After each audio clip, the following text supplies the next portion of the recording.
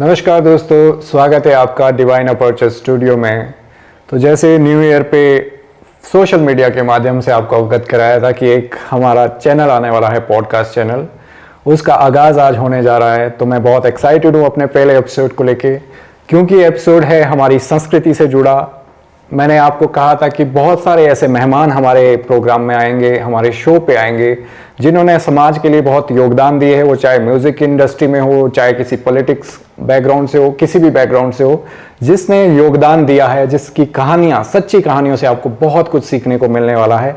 ऐसा ही मेरा पसंदीदा आज का एपिसोड होने वाला है। आप सब भी इसको ज़रूर एंजॉय करिए। तो दोस्तों, अब मैं इंट्रोड्यूस कराने जा रहा हूँ आज के हमारे मेहमान को।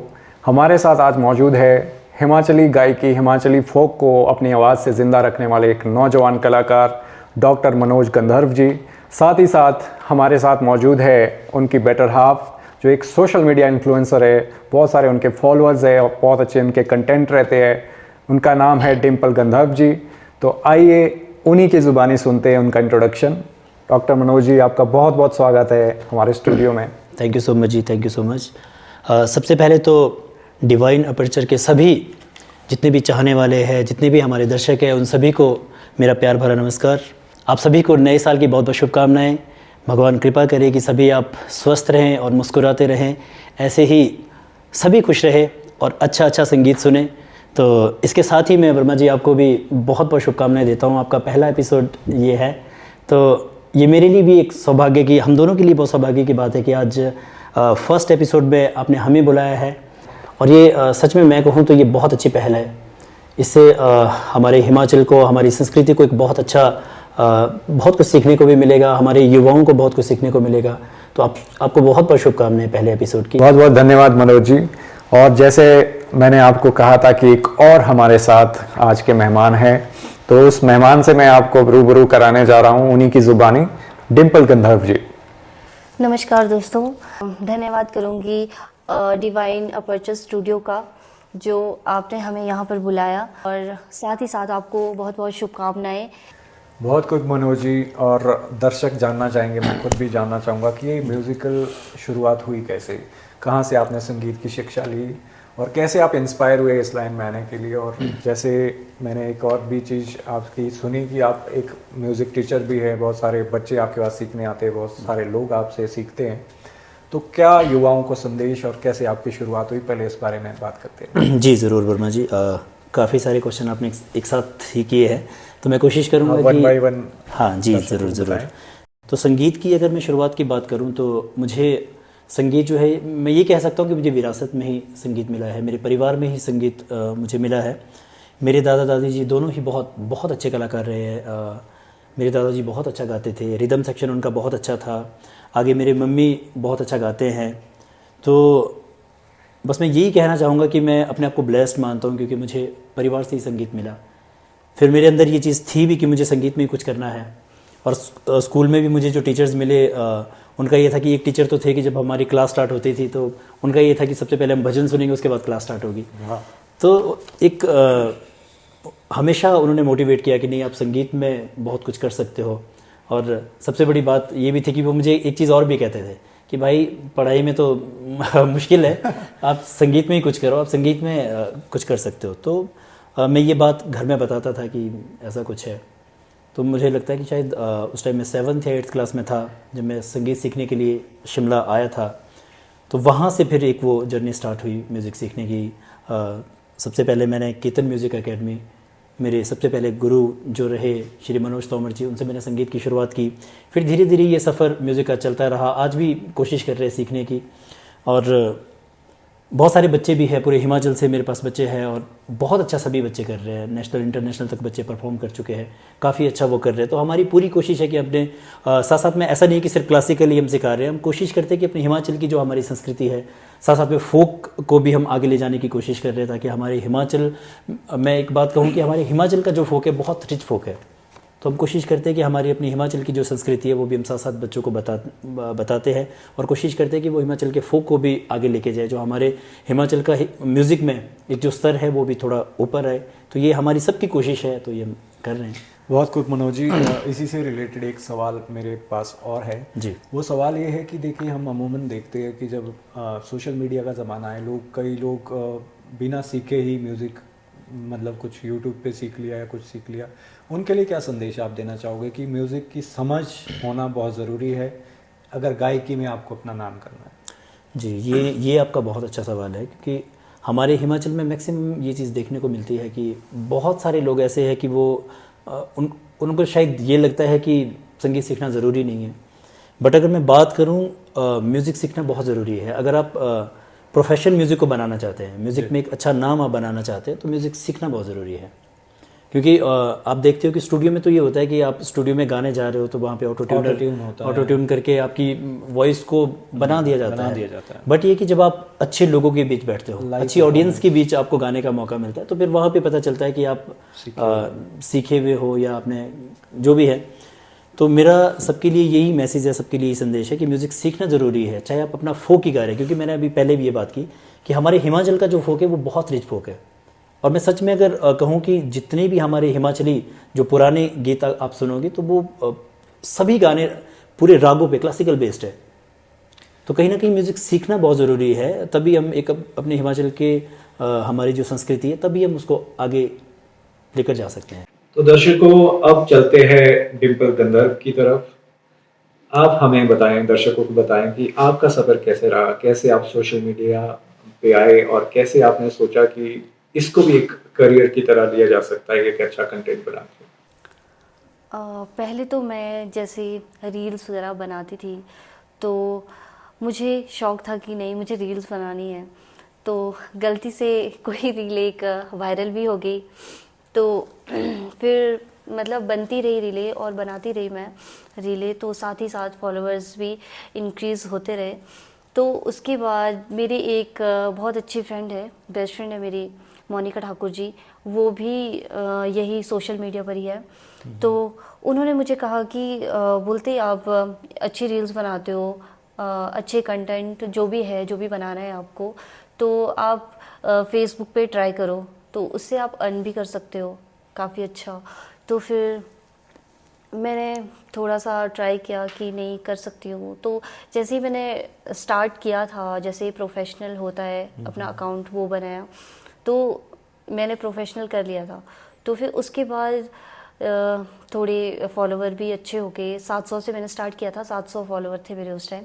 तो जैसे ही 25-26 हज़ार फॉलोवर हुए तो मेरा हैक हो गया अकाउंट और फिर उसके बाद मैंने फिर से स्टार्ट किया, जीरो से स्टार्ट किया, फिर नया बना, फिर उसमें बड़ा टाइम लग गया, जैसे 6-7 महीने लग गए उसमें। तो पहले जो मुझे होता था कि जैसे जिससे हमारी अर्निंग होती है वो जैसे टूल्स मिलते हैं हमें, तो वो पहले मुझे मिले थे 16,000 पे, 16,000 जो पहला वाला अकाउंट है जो हैक हो गया।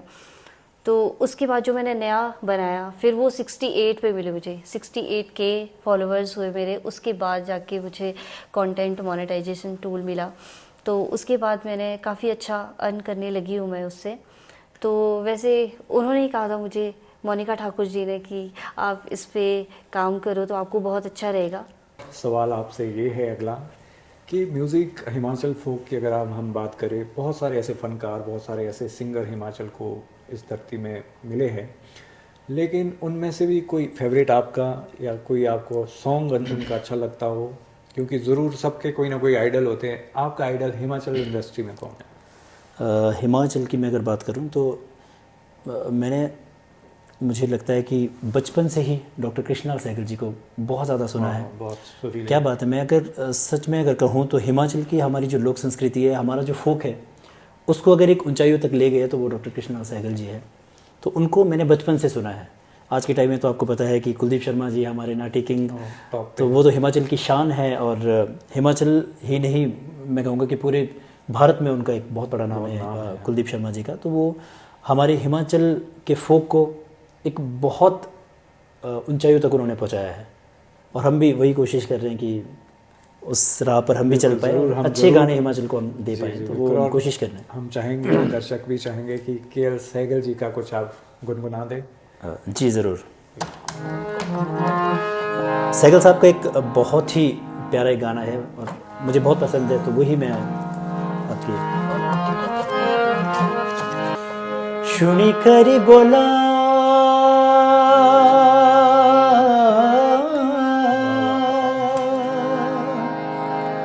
झुरिए रे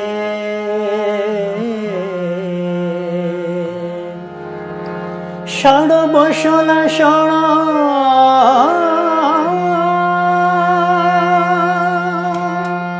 बसन दड़ी बुंदे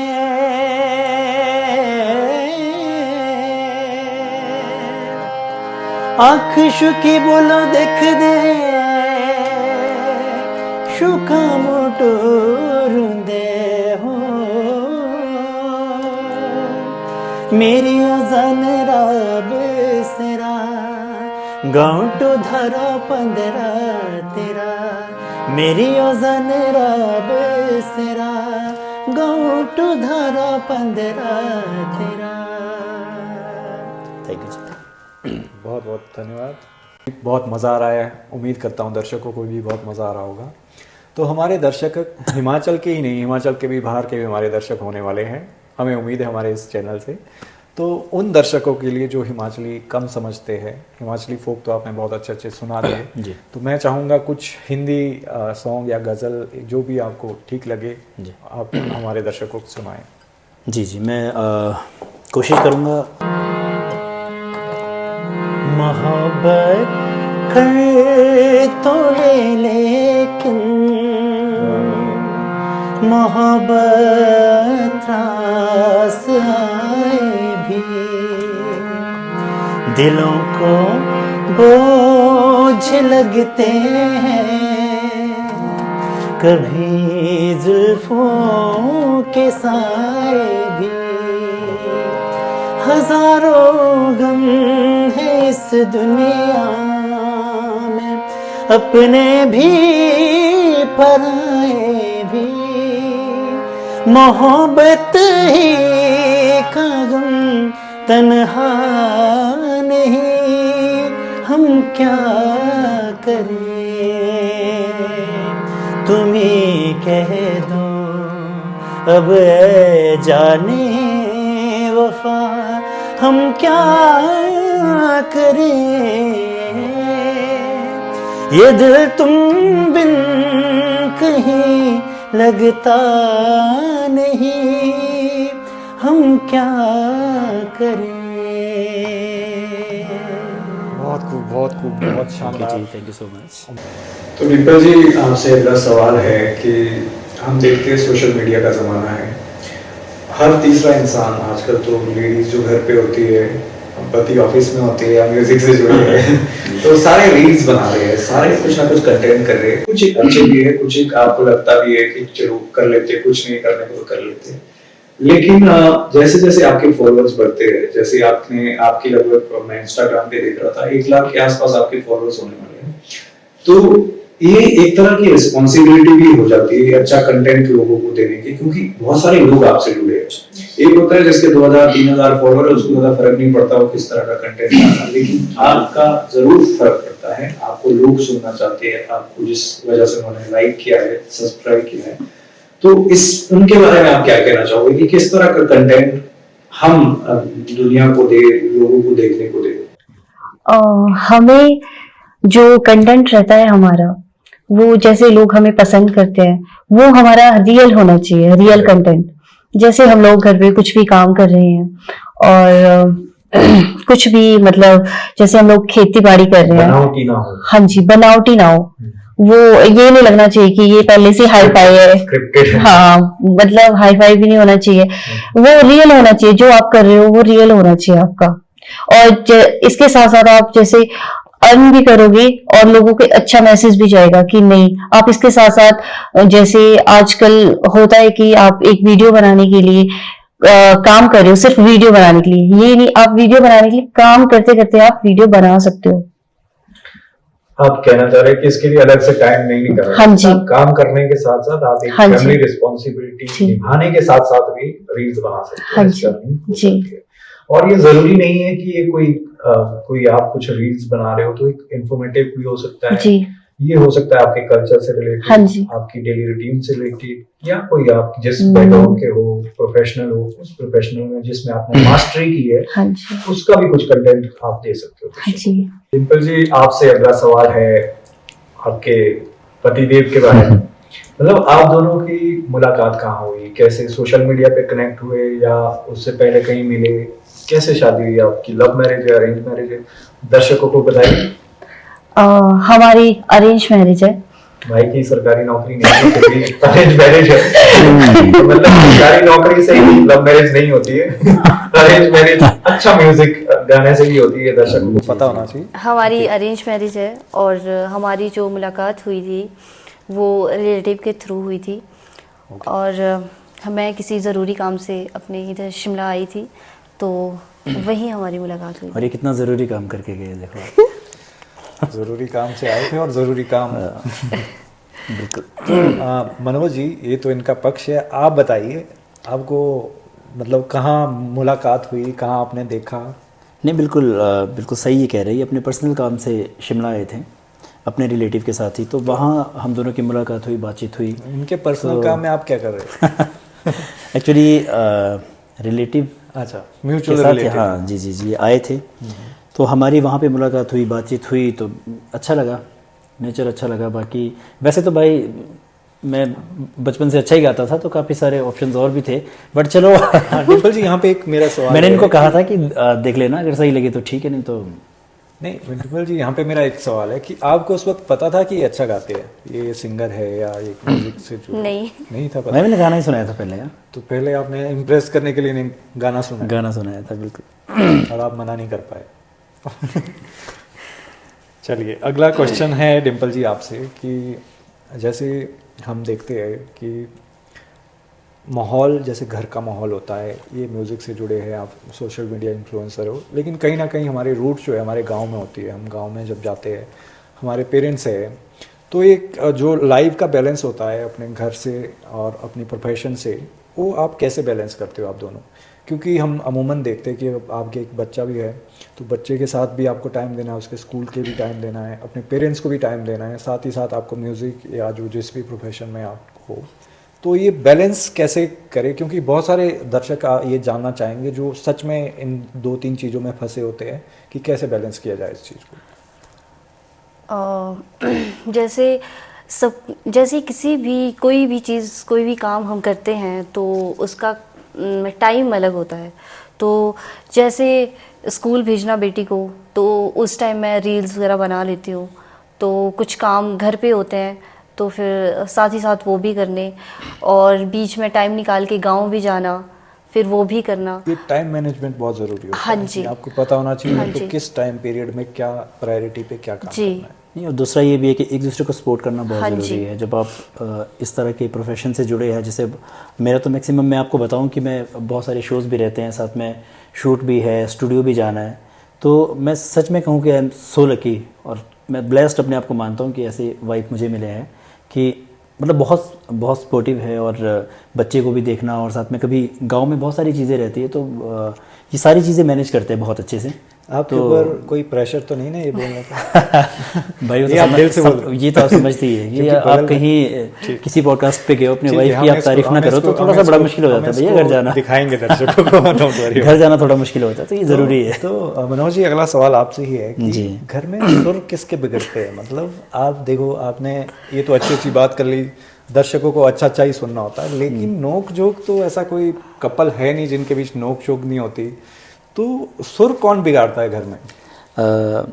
सुर तो मैं कहूँगा कि यही बिगाड़ते हैं वो, और इसका मैं एक रीज़न भी आपको बताता हूँ वो क्यों। नहीं, इनसे भी अब सुनेंगे। आपको पता है इनका कि वर्जन सुनेंगे आप, मैं अपना वर्जन। मेरा कोई टाइम नहीं है मतलब घर पे आने का। अब आपको पता है कि 2-2 अकेडमी है, आप जानते हैं 2-2 अकेडमी है, अकेडमी के बाद फिर कभी स्टूडियो से बहुत लेट आना। तो मेरा घर पे ये रहता है कि जब मैं घर पे जाता हूँ तो मैं फिर कुछ नहीं, कुछ मतलब आप ये कहो कि मुझे खाना भी फिर वही बेड पे चाहिए, तो वो सारी चीज़ें तो फिर थोड़ा सा ये वो हाँ वो चीज़ें थोड़ी सी हो जाती है। But at the same time वो भी तो अपना अर्निंग कर रही है, वो भी बच्चा देख रही है, हाँ बिल्कुल family भाई, देख अब रही तो है। बड़ा प्रेशर है तो मुझे। आपको भी समझना चाहिए। अब आपका वर्जन, इसी सेम सवाल आपसे, अब तो मैं आपकी तरफ से कौन बिगाड़ता है घर की सुर? ये बिगाड़ते हैं।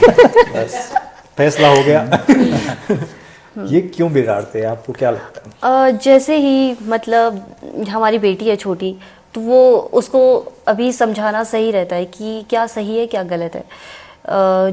कुछ भी समझाना, जैसे उसको अगर मैंने थप्पड़ भी लगा दिया कुछ भी, फिर ये बीच में आ जाएंगे कि इसको क्यों मारा, ओवर पैम्पर करते हैं हाँ। बच्चे। तो जो आजा बाप बेटा ये, अमूमन करता ही हाँ आजा बेटा ये तो मम्मा तो मारती ही रहेगी, आजा मेरे पास ही रह ले। है। उसको वो शय मिल थोड़े जाती टाइम का रहता है ये, उसको शय मिल जाती है कि मम्मा उसको गंदे शय हैं, मिलेगी, ये अच्छे। हाँ। तो वो इनके सामने ज्यादा करती है, शरारतें, वो सारी चीजें। सिर्फ आपको यही दिक्कत है? बाकी तो सब सही है। चलो, मेरा अगला क्वेश्चन आप दोनों से ये है कि जैसे आप जब घर पे बैठते हो, जब लाइट माहौल होता है, फैमिली वाले जब साथ होते हो, तब घर में भी आप इनसे गाना वगैरह सुनना चाहते हैं कि आप सोचते हैं कि यार बहुत हो गया, गाना वाना कुछ नहीं, अब यहाँ पे सुर ताल कुछ नहीं, या आप कभी इनके उसमें पर्सनल चीज़ों में जो ये करते नहीं, हैं? इसके लिए भाई मैं सच में कहूँ तो मैं बहुत लकी हूँ, क्योंकि इनको शायद याद होगा कि जब हमारी मैरिज हुई थी, जब फर्स्ट टाइम हमारी बात हुई थी, तो मैंने सबसे पहले शायद यही बात की थी कि मेरी जो फील्ड है, मेरा जो प्रोफेशन है वो म्यूज़िक है। तो मैं कई बार ये होता है कि 4-4 5-5 घंटे भी मैं रियाज़ करता हूँ।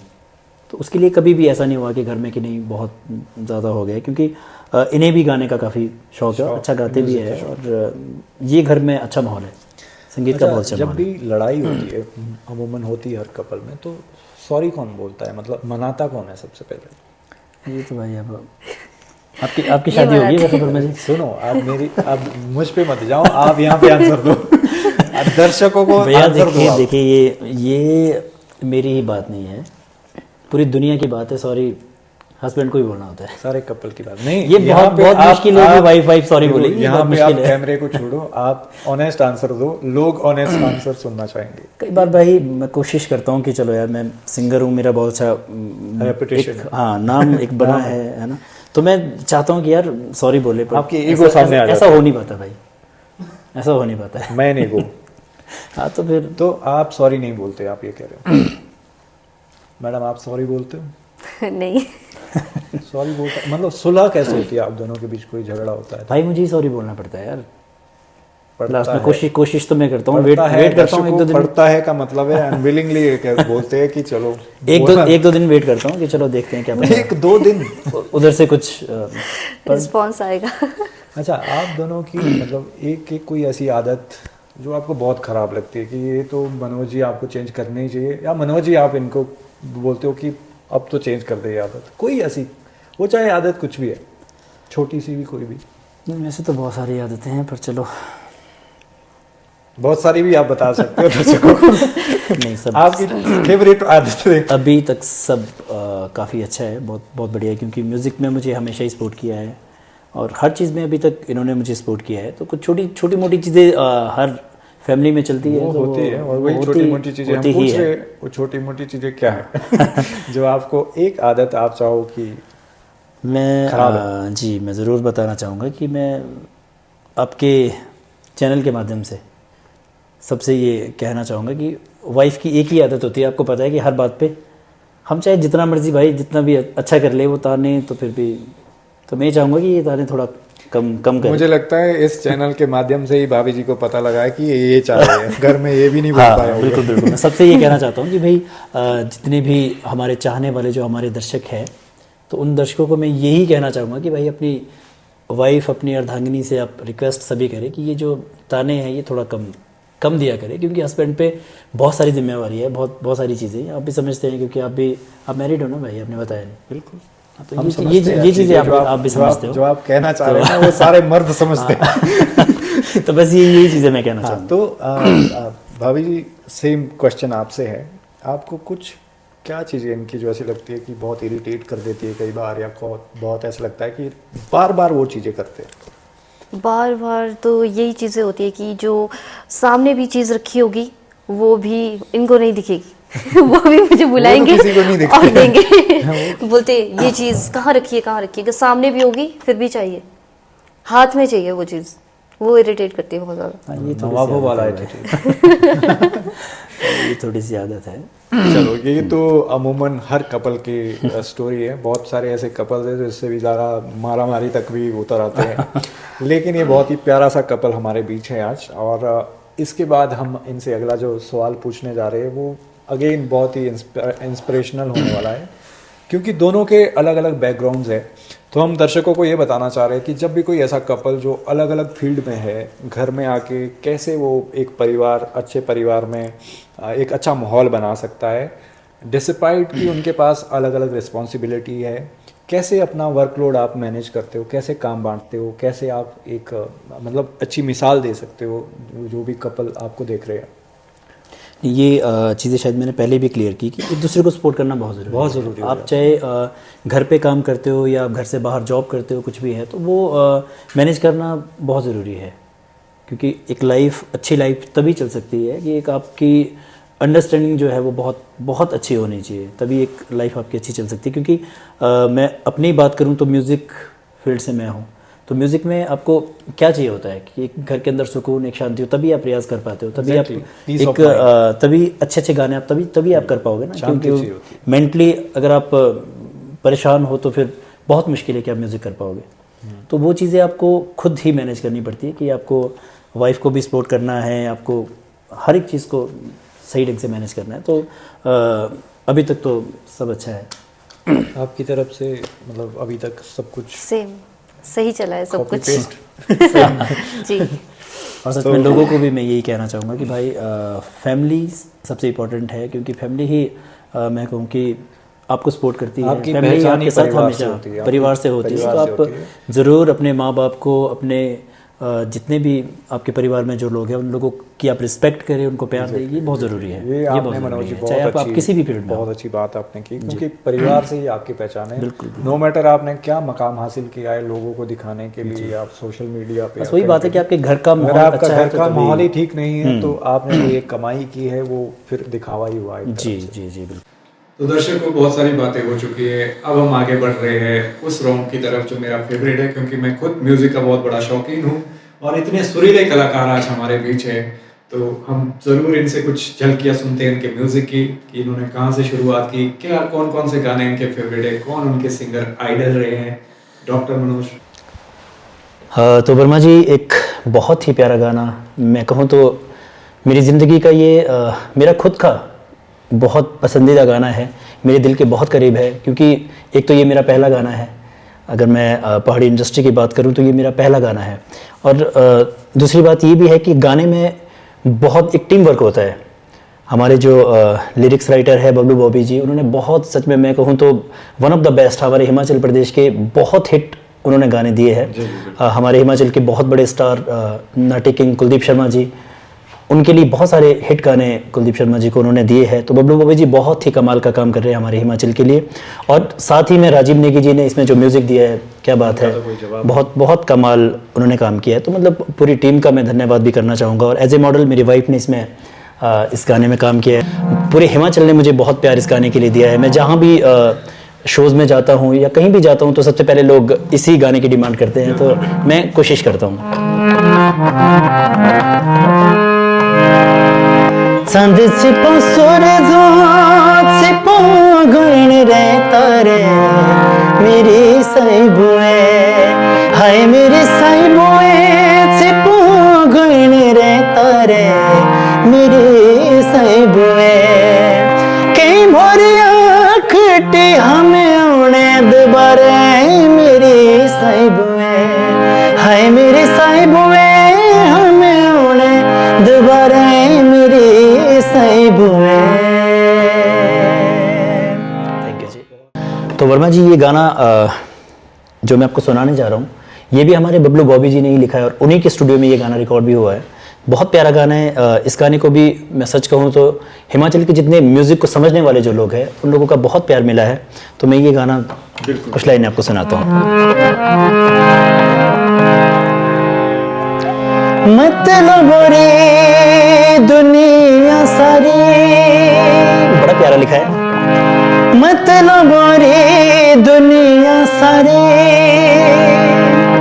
घरो जाने रे तू करते रे, घरो जाने रे तू करते रे,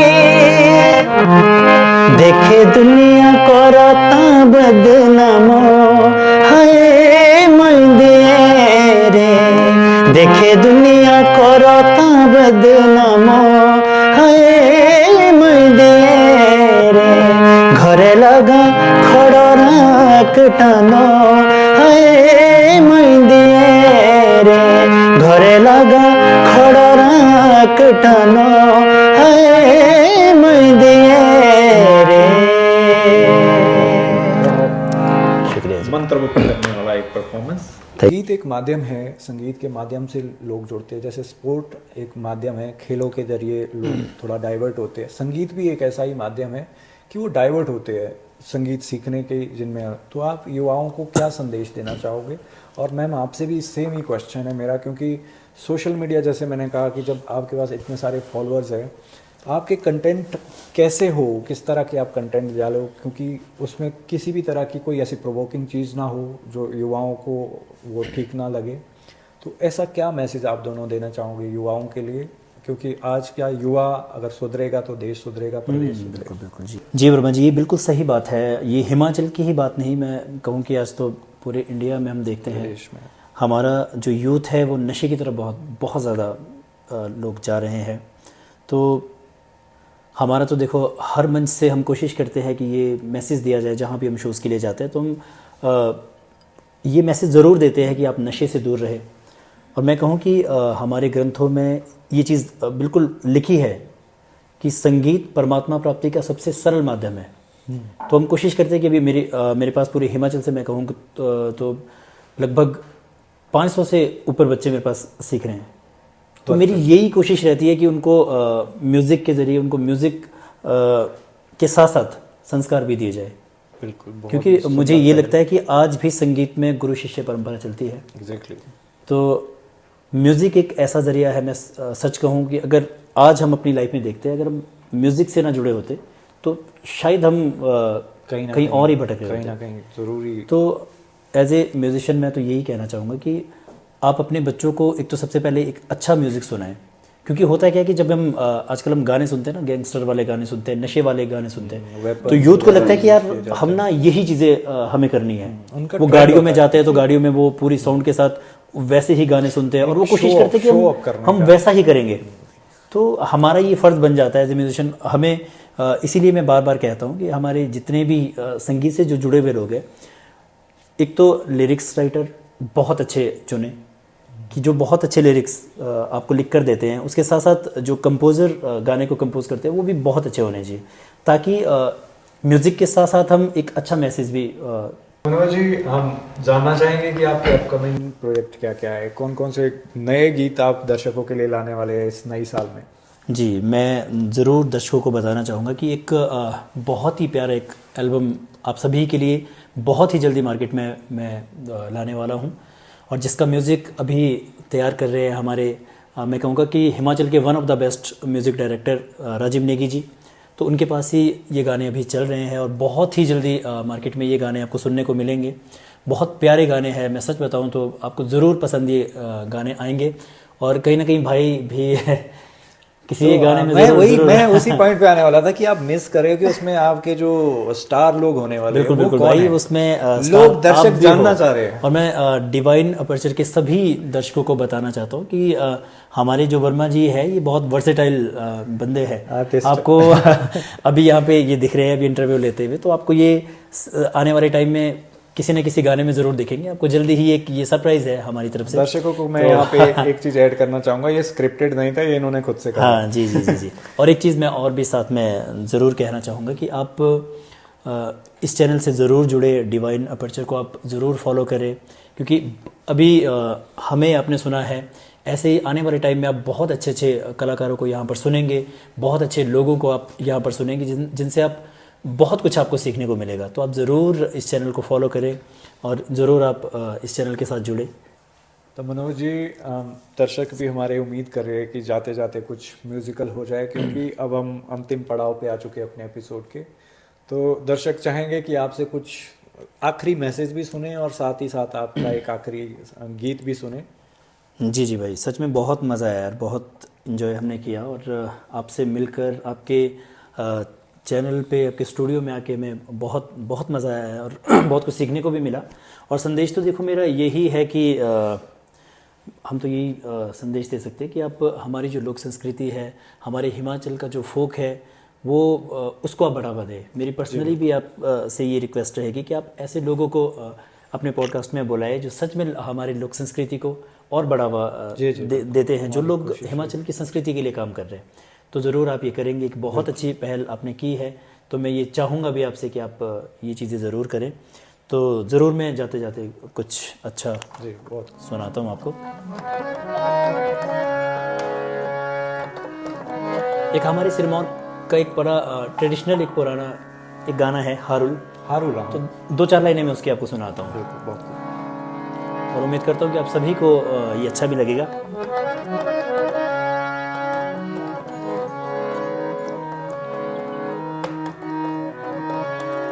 काने शोभितुंगला शोभिना कदी फुली हो सुनरटी संगिये शोभिना कदी फुली। काने शोभितुंगला शोभिना कदी फुली हो सुनरटी संगिये शोभिना कदी फुली। हो गाँव पाछे शिखाउली नयरे सड़क खुली हो सुनरटी संगिये नयरे सड़क खुली। काने शोभितुंगला शोभिना कदी फुली हो सुनरटी संगिये शोभिना कदी फुली। बहुत बहुत धन्यवाद टिप्पल जी। और दर्शकों को हम ये बताना चाहेंगे कि ये शुरुआत जो एक म्यूजिकल शुरुआत हमने आज की है, एक युवा कपल आपको के सामने आपने देखा, इनकी जयपुर के बारे में हमने सुना, बहुत सारे हमने गाने भी उनके सुने।